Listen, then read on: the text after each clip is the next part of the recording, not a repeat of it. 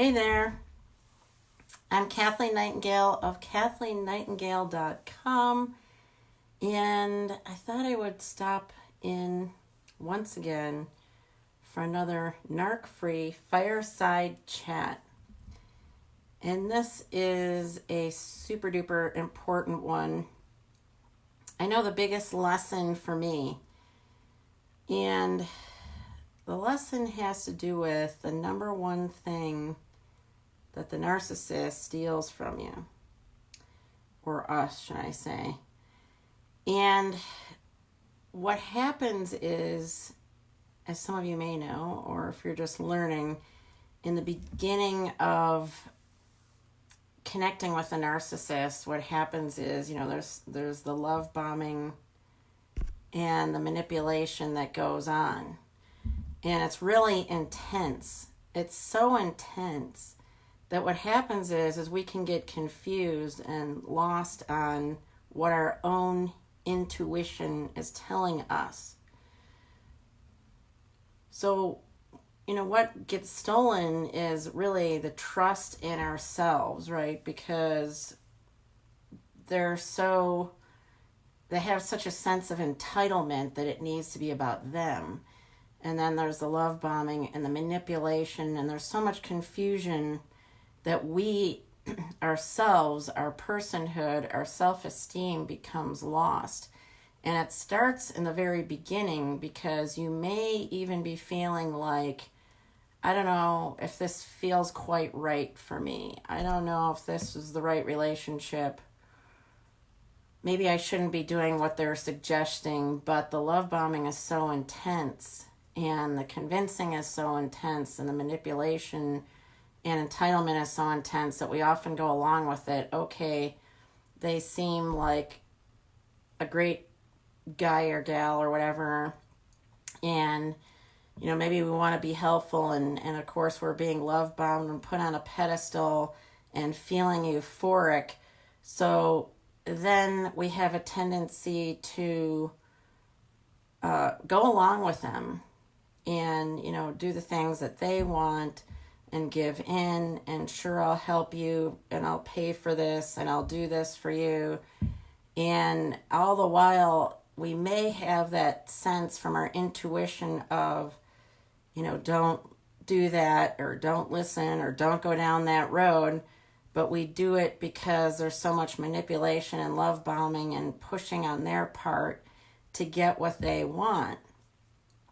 And that's why when the discard comes in at the end, it really can be a total shock, because you can realize that you've been living somebody else's life. You've been doing the things that they want to do, living maybe in a place that they want to live, or, spending money in ways that they want to spend money, maybe not that you normally would. And so that's where it can really be such a shock. And you realize at the end of it all, you've lost your total sense of self, because you haven't listened to your intuition. You haven't honored that intuition. And so the huge lesson for us all becomes, why didn't I listen to my gut? Sometimes from day one, that was telling us, don't even go out with this person. But the love bombing was so intense that we did it anyway because it felt good. So it kind of overrides our own emotional guidance system, which is at a subconscious level that's trying to guide us in the way that we're meant to go, or the way we feel we should go intuitively. So we're not listening, and we're doing what they want. And in the end, it can really be a shocker, How did I end up this way? I spent a bunch of money on stuff that I wouldn't have normally spent money on. I did things that I didn't really feel good about doing, but I did it because they wanted it, because of their sense of entitlement, and because they manipulated so well. So the lesson is, always listen to your intuition. And if somebody comes into your life and they're telling you what to do and manipulating and, of course, love bombing you so you feel so awesome, we have to learn to look past that and go with our gut at all times and listen to what our intuition says. If we feel anxious, if it just doesn't feel right, then it's not for us. That's not the direction we're meant to be going in. And we don't want to completely lose our sense of self. And I do have a course on this, by the way, if you reach out to me, on getting back to our sense of self. What we need at the end of it all is we end up having to really reconnect with ourselves and learn to trust ourselves again and go deep and really discover what it is that we really want and kind of pick up the pieces of where we are and find our direction again. And as a clinical hypnotherapist, what I do is help people go deep in that area. And that's just an awesome tool for that. So get your own trust in yourself back in the end. I mean, first of all, try not to go in that direction in the beginning.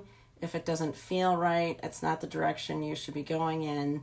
And in the end, if you find out that you've spent months or years going with what this other person wants, this narcissist who is so into themselves, now you've got to find yourself again. So it's extremely important to do that and to reconnect with you. And the best way is on that deep subconscious level, because that's where our intuition is. That's where our emotions are and our imagination. And that's what we need to find again, because so often we become lost by the end of it. We've lost ourselves because it's been all about them. So do pay attention to that. Try not to get sucked in the first place, but if you have been, you need to get back to yourself. I have a group called Wise and Free here on Facebook. You're welcome to join me. And if you need help with reconnecting with who you are, reach out as well. And I have a group program in that. So anyway, thanks for tuning in. And if you missed the replay, I would love to have you watch it. And if you have any questions, please comment, and I'll be putting this on YouTube so you can like and subscribe there. I'll see you again soon.